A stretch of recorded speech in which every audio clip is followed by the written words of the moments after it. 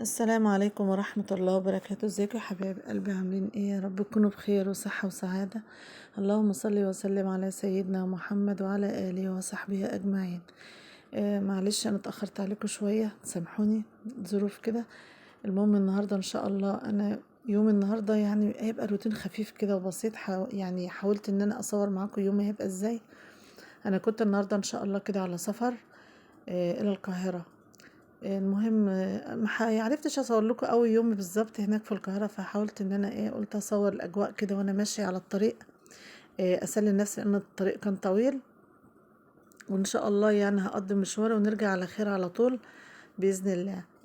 طبعا بس يا حبايب قلبي انا طالبه منكم بس اللي ما اشتركش في القناه يشترك ويعمل اعجاب للفيديو ويفعل زر الجرس عشان يوصله كل جديد. بحبكم في الله، بشكر كل الناس الجميله اللي واقفه جنبي، كل الناس اللي بتكتب لي تعليق حلو.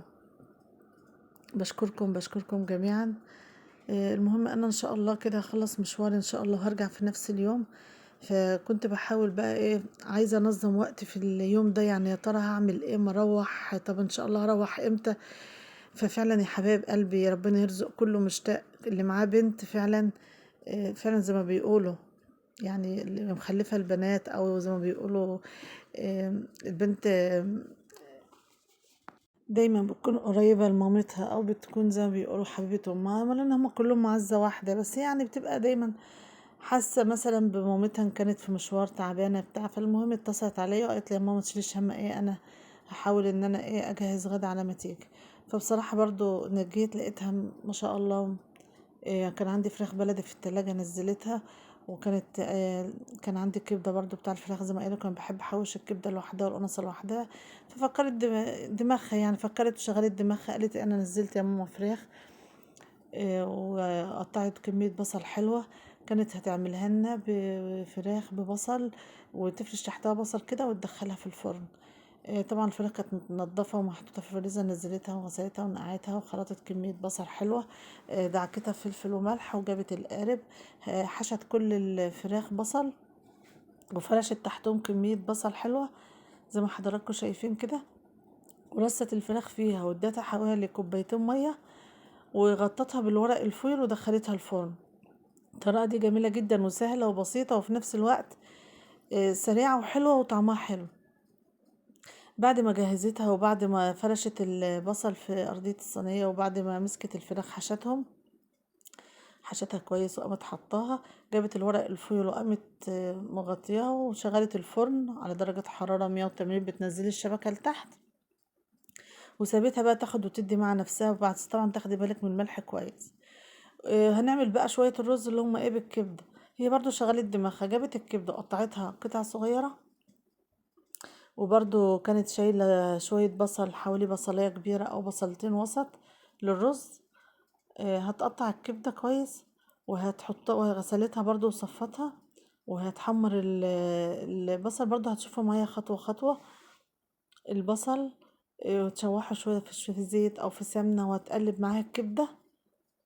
طبعا عملت معاكم على فكرة البط بنفس الطريقة بمرتة البصل، وعملته معاكم قبل كده برضو عملت معاكم فراخ محشية.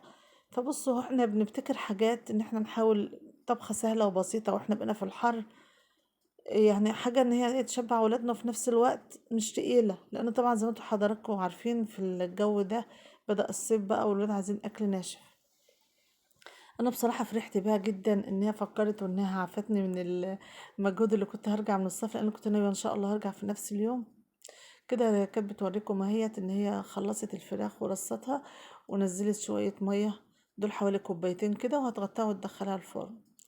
وهعمل معاكم بقى هصور معاكم برضو الرز اللي هي عملته. بس بصراحه كان شوية الرز طلعوا جمال جدا وغدا جميل، وحسستني فعلا ان الواحد فعلا دي مش اول مرة على فكرة بنتي تعمل معايا روتين.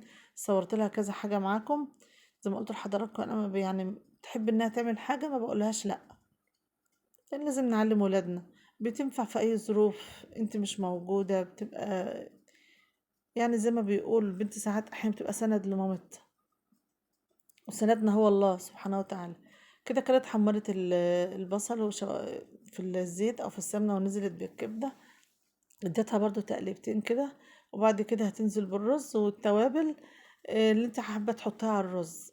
يعني حابة تحطي توابل فراخ، توابل الكبسة بتاع الرز. هي حطت بصراحة توابل من الكبسة بتاعة الرز البسمتي، بس ده كان برز بلدي عادي اللي هو الرز المصري.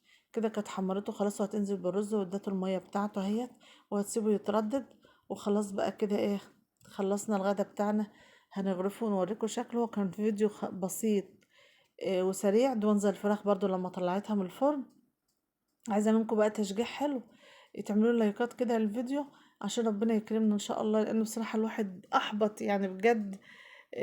يلا على الله التوفيق بإذن الله. كده اكون خلصت معاكم فيديو النهاردة، وهدي كده منظر الاكل يا غرفتهن.